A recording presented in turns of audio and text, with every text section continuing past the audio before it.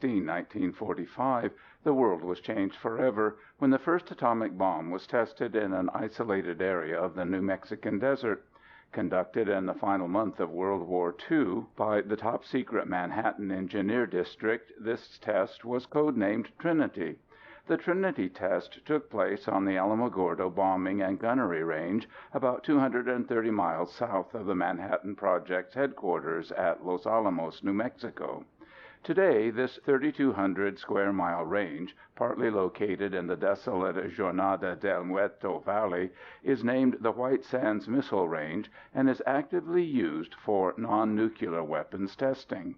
Before the war, the range was mostly public and private grazing land that had always been sparsely populated. During the war, it was even more lonely and deserted because the ranchers had agreed to vacate their homes in January 1942. They left because the War Department wanted the land to use as an artillery and bombing practice area. In September 1944, a remote 18 by 24 square mile portion of the northeast corner of the bombing range was set aside for the Manhattan Project and the Trinity test by the military. The selection of this remote location in the Jornada del Muerto Valley for the Trinity test was from an initial list of 8 possible test sites. Besides the Jornada, 3 of the other 7 sites were also located in New Mexico: the Tularosa Basin near Alamogordo, the lava beds, now the El Malpais National Monument, south of Grants, and an area southwest of Cuba and north of Thoreau. Other possible sites not located in New Mexico were an Army training area north of Blythe, California, in the Mojave Desert, San Nicolas Island, one of the Channel Islands off the coast of Southern California, and on Padre Island, south of Corpus Christi, Texas, in the Gulf of Mexico. The last choice for the test was in the beautiful San Luis Valley of south-central Colorado, near today's Great Sand Dunes National Monument. Based on a number of criteria that included availability, distance from Los Alamos, good weather, few or no settlements, and that no Indian land would be used, the choices for the test site were narrowed down to 2 in the summer of 1944. First choice was the military training area in Southern California. The second choice was the Jornada del Muerto Valley in New Mexico. The final site selection was made in late August 1944 by Major General Leslie R. Groves, the military head of the Manhattan Project. When General Groves discovered that in order to use the California location, he would need the permission of its commander, General George Patton, Groves quickly decided on the second choice, the Jornada del Muerto. This was because General Groves did not want anything to do with the flamboyant Patton, who Groves had once described as the most disagreeable man I had ever met. Despite being second choice, the remote Jornada was a good location for the test because it provided isolation for secrecy and safety, was only 230 miles south of Los Alamos, and was already under military control. Plus, the Jornada enjoyed relatively good weather. The history of the Jornada is in itself quite fascinating, since it was given its name by the Spanish conquerors of New Mexico. The Jornada was a shortcut on the Camino Real, the King's Highway, that linked Old Mexico to Santa Fe, the capital of New Mexico. The Camino Real went north from Mexico City till it joined the Rio Grande near present-day El Paso, Texas. Then the trail followed the river valley further north to a point where the river curved to the west, and its valley narrowed and became impassable for the supply wagons. To avoid this obstacle, the wagons took the dubious detour north across the Jornada del Muerto, 60 miles of desert, very little water, and numerous hostile Apaches.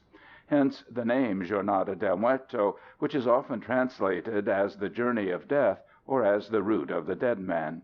It is also interesting to note that in the late 16th century, the Spanish considered their province of New Mexico to include most of North America west of the Mississippi. The origin of the code name Trinity for the test site is also interesting, but the true source is unknown. One popular account attributes the name to J. Robert Oppenheimer, the scientific head of the Manhattan Project.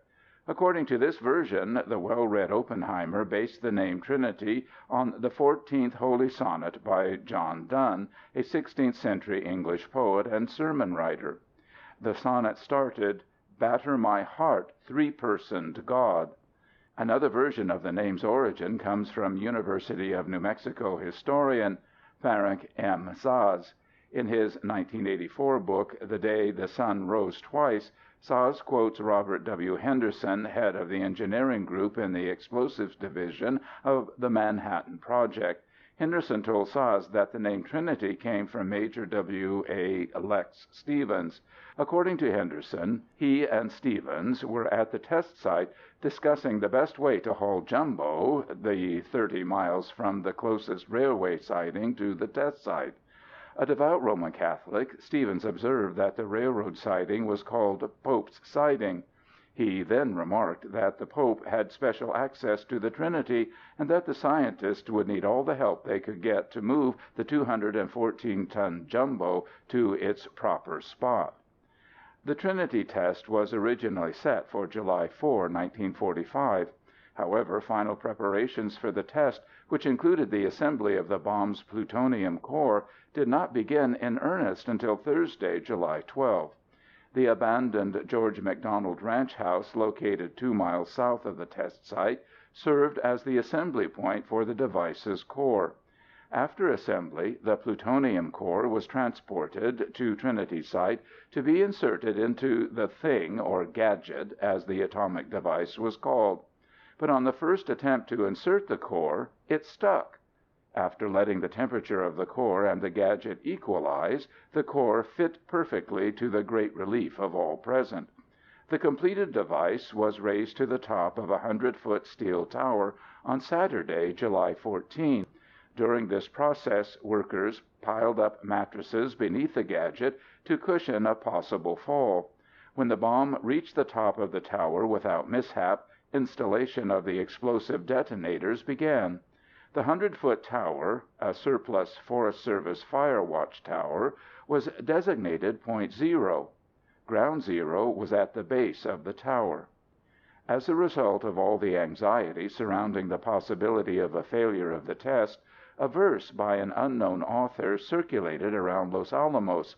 It read, "From this crude lab that spawned a dud, there next to Truman's axe uncurled, lo, the embattled savants stood, and fired the flop heard round the world."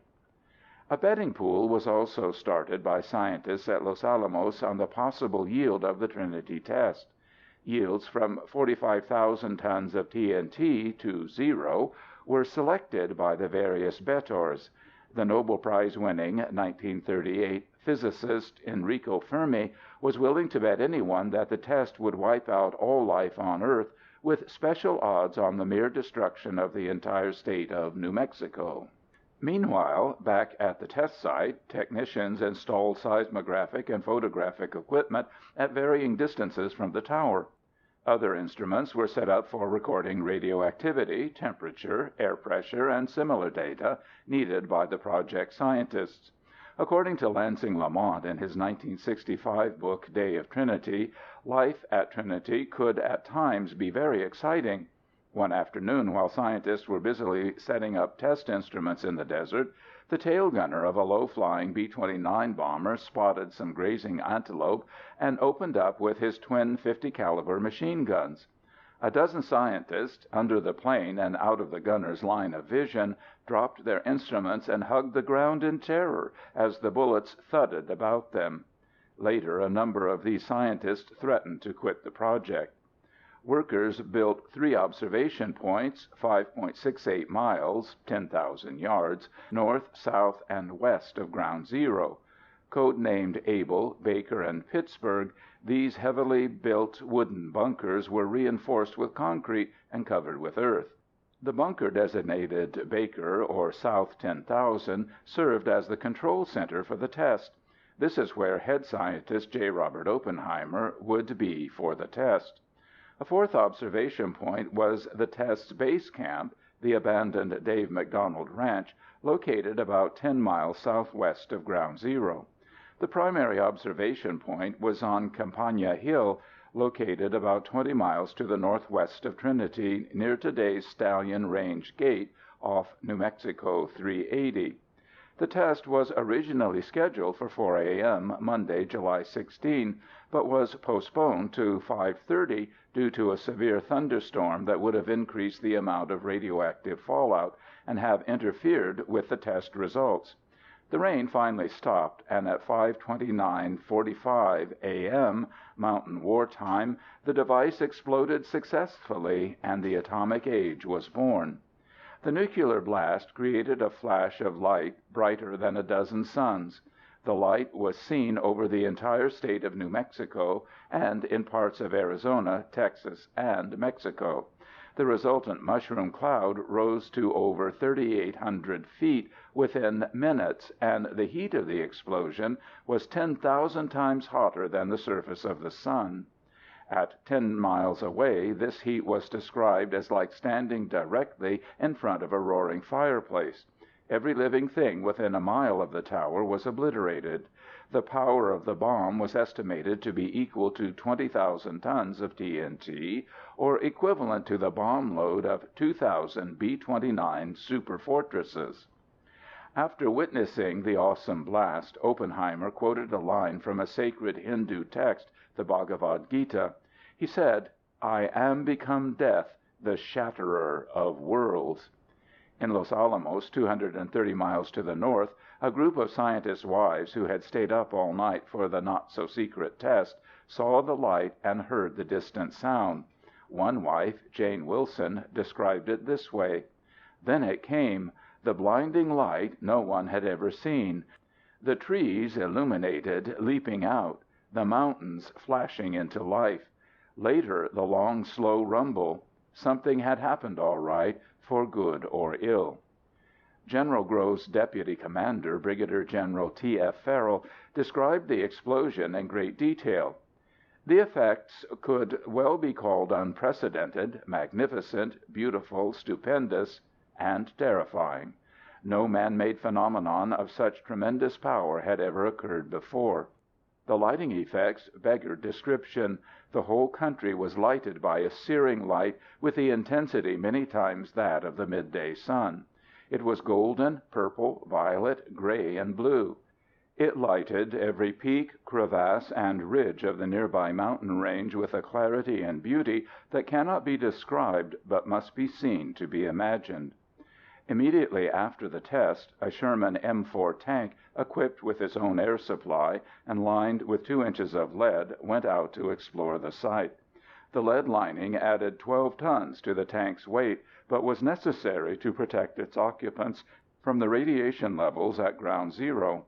The tank's passengers found that the 100-foot steel tower had virtually disappeared, with only the metal and concrete stumps of its 4 legs remaining. Surrounding ground zero was a crater almost 2,400 feet across and about 10 feet deep in places. Desert sand around the tower had been fused by the intense heat of the blast into a jade-colored glass. This atomic glass was given the name atomzite, but the name was later changed to trinitite. Due to the intense secrecy surrounding the test, no accurate information of what happened was released to the public until after the second atomic bomb had been dropped on Japan. However, many people in New Mexico were well aware that something extraordinary had happened the morning of July 16, 1945. The blinding flash of light, followed by the shock wave, had made a vivid impression on people who lived within a radius of 160 miles of ground zero. Windows were shattered 120 miles away in Silver City, and residents of Albuquerque saw the bright light of the explosion on the southern horizon and felt the tremor of the shock waves moments later. The true story of the Trinity test first became known to the public on August 6, 1945. This is when the world's second nuclear bomb, nicknamed Little Boy, exploded 1,850 feet over Hiroshima, Japan, destroying a large portion of the city and killing an estimated 70,000 to 130,000 of its inhabitants. 3 days later, on August 9, a third atomic bomb devastated the city of Nagasaki and killed approximately 45,000 more Japanese. The Nagasaki weapon was a plutonium bomb, similar to the Trinity device, and it was nicknamed Fat Man. On Tuesday, August 14, at 7 p.m. Eastern Wartime, President Truman made a brief formal announcement that Japan had finally surrendered and World War II was over after almost 6 years and 60 million deaths. On Sunday, September 9, 1945, Trinity Site was opened to the press for the first time. This was mainly to dispel rumors of lingering high radiation levels there, as well as in Hiroshima and Nagasaki. Led by General Groves and Oppenheimer, this widely publicized visit made Trinity front-page news all over the country.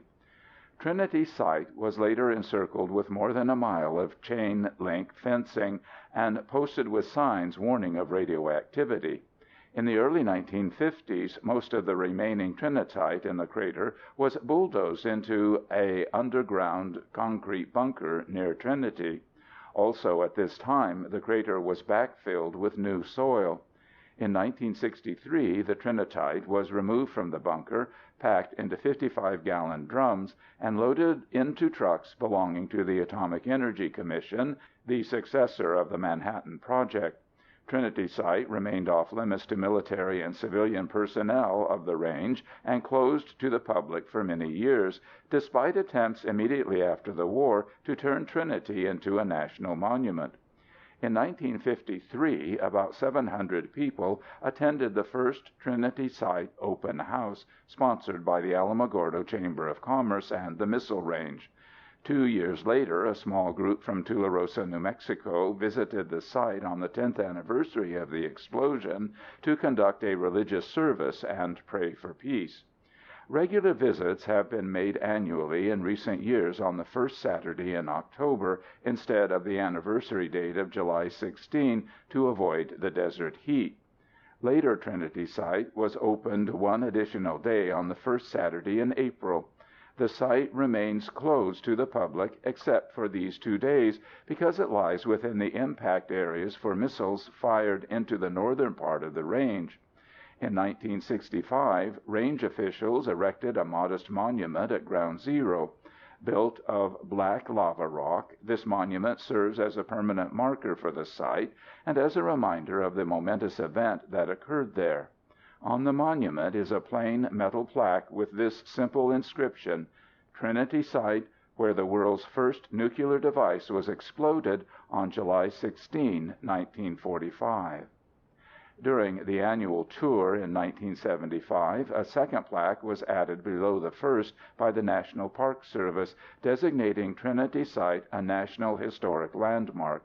This plaque reads, "This site possesses national significance in commemorating the history of the USA." Jumbo. Lying next to the entrance of the chain-link fence that still surrounds Trinity Site are the rusty remains of Jumbo. Jumbo was the code name for the 214-ton thermos-shaped steel and concrete container designed to hold the precious plutonium core of the Trinity device in case of a nuclear misfire. Built by the Babcock and Wilcox Company of Barberton, Ohio, Jumbo was 28 feet long, 12 feet 8 inches in diameter, and with steel walls up to 16 inches thick. The idea of using some kind of container for the Trinity device was based on the fact that plutonium was extremely expensive and very difficult to produce.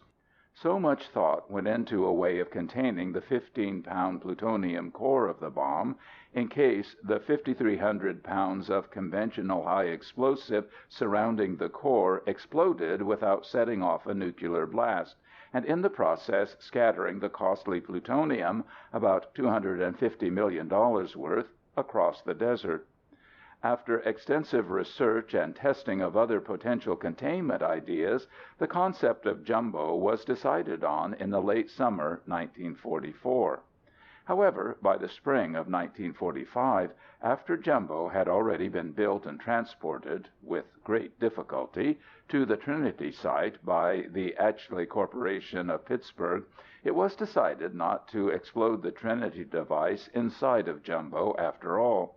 There were several reasons for this new decision. First, plutonium had become more readily, relatively, available. Second, the project scientists decided that the Trinity device would probably work as planned. And last, the scientists realized that if jumbo were used, it would adversely affect the test results and add 214 tons of highly radioactive material to the atmosphere. Not knowing what else to do with the massive $12 million jumbo, it was decided to suspend it from a steel tower 800 yards from ground zero to see how it would withstand the Trinity test. Jumbo survived the approximately 20-kiloton Trinity blast undamaged, but its supporting 70-foot-tall steel tower was flattened. 2 years later, in an attempt to destroy the unused jumbo before it and its $12 million cost came to the attention of a congressional investigating committee, Manhattan Project Director General Groves ordered 2 junior officers from the Special Weapons Division at Sandia Army Base in Albuquerque to test jumbo. The Army officers placed 8 500-pound conventional bombs in the bottom of jumbo. Since the bombs were on the bottom of jumbo and not the center, the correct position, the resultant explosion blew both ends off jumbo. Unable to totally destroy jumbo, the Army then buried it in the desert near Trinity Site. It was not until the early 1970s that the impressive remains of jumbo, still weighing over 180 tons, were moved to their present location. Schmidt-McDonald Ranch House. The Schmidt-McDonald Ranch House is located 2 miles south of Ground Zero. The property encompasses about 3 acres and consists of the main house and assorted outbuildings. The house, surrounded by a low stone wall, was built in 1913 by Franz Schmidt, a German immigrant and homesteader. In the 1920s, Schmidt sold the ranch to George McDonald and moved to Florida. The ranch house is a 1-story, 1,750-square-foot adobe (mud bricks) building. An ice house is located on the west side, along with an 9-foot, 4-inch deep underground cistern. A 14 by 18.5-foot stone addition, which included a modern bathroom, was added onto the north side in the 1930s. East of the house, there is a large divided concrete water storage tank and a windmill. South of the windmill are the remains of a bunkhouse and a barn which also served as a garage. Further to the east are corrals and holding pens for livestock. The McDonalds vacated their ranch house and their thousands of acres of marginal rangeland in early 1942 when it became part of the Alamogordo bombing and gunnery range. The old house remained empty until Manhattan Project personnel arrived in 1945. Then a spacious room in the northeast corner of the house was selected by the project personnel for the assembly of the plutonium core of the Trinity device. Workmen installed workbenches, tables, and other equipment in this large room. To keep the desert dust and sand out, the room's windows and cracks were covered with plastic and sealed with tape. The core of the bomb consisted of 2 hemispheres of plutonium, plutonium-239, and an initiator. According to reports, while scientists assembled the initiator and the plutonium-239 hemispheres, jeeps were positioned outside with their engines running for a quick getaway if needed. Detection devices were used to monitor radiation levels in the room, and when fully assembled, the core was warm to the touch. The completed core was later transported the 2 miles to Ground Zero, inserted into the bomb assembly, and raised to the top of the tower. The Trinity explosion on Monday morning, July 16, did not significantly damage the McDonald house. Even though most of the windows were blown out and the chimney was blown over, the main structure survived intact. Years of rainwater dripping through holes in the metal roof did much more damage to the mud brick walls than the bomb did. The nearby barn did not fare as well. The Trinity test blew part of its roof off, and the roof has since totally collapsed. The ranch house stood empty and deteriorating for 37 years until 1982, when the U.S. Army stabilized it to prevent any further damage. The next year, the Department of Energy and the Army provided funds for the National Park Service to completely restore the house to the way it appeared in July 1945. When the work was completed, the house, with many photo displays on Trinity, was opened to the public for the first time in October 1984 during the semi-annual tour. The Schmidt-McDonald Ranch House is part of the Trinity National Historic Landmark. The National Atomic Museum, Kirtland Air Force Base, Albuquerque, New Mexico. Since its opening in 1969, the objective of the National Atomic Museum has been to provide a readily accessible repository of educational materials and information on the atomic age. In addition, the museum's goal is to preserve, interpret, and exhibit to the public memorabilia of this age. In late 1991, the museum was chartered by Congress as the United States' only official atomic museum. Prominently featured in the museum's high bay is the story of the Manhattan Engineer District, the unprecedented $2.2 billion scientific engineering project that was centered in New Mexico during World War II. The Manhattan Project, as it was more commonly called, developed, built, and tested the world's first atomic bomb in New Mexico. This display also includes casings similar to the only atomic bombs ever used in warfare. Dropped on the Japanese cities of Hiroshima and Nagasaki, these two bombs helped bring World War II to an end in mid-August 1945. The story of the Manhattan Project's three secret cities, Hanford, Washington, Los Alamos, New Mexico, and Oak Ridge, Tennessee, is also presented in this area. A portion of the museum, the Low Bay, is devoted to exhibits on the research, development, and use of various forms of nuclear energy. Historical and other traveling exhibits are also displayed in this area. Also found in the Low Bay is the museum's store, which is operated by the museum's foundation. Adjacent to the Low Bay is the theater. The featured film is David Wolper's classic 1963 production, 10 Seconds That Shook the World. This excellent film is a 53-minute documentary on the Manhattan Project. Other films relating to the history of the atomic age are available for viewing and check out from the library. Next to the theater is the Library Department of Energy Public Reading Room, containing government documents that are available to the public for in-library research. The library also has many nuclear-related books available for reference and checkout. Located around the outside of the museum are a number of large exhibits. These include the Boeing B-52B jet bomber that dropped the United States' last airburst H-bomb in 1962, and a 280 mm, 11 inches, atomic cannon, once America's most powerful field artillery. Also found in this area is a Navy TA-7C, a modified A-7B, Corsair II fighter bomber, a veteran of the Vietnam War. Many other nuclear weapon systems, rockets, and missiles are found in this area. In front of the museum are a pair of Navy Terrier missiles. The Terrier was the Navy's first operational surface-to-air missile. To the south of the museum, next to the visitors' parking lot, is a Republic F-105D Thunder Chief fighter bomber. Further south is a World War II Boeing B-29 Superfortress. This plane is similar to the B-29's Enola Gay and Boxcar that dropped the atomic bombs on Japan.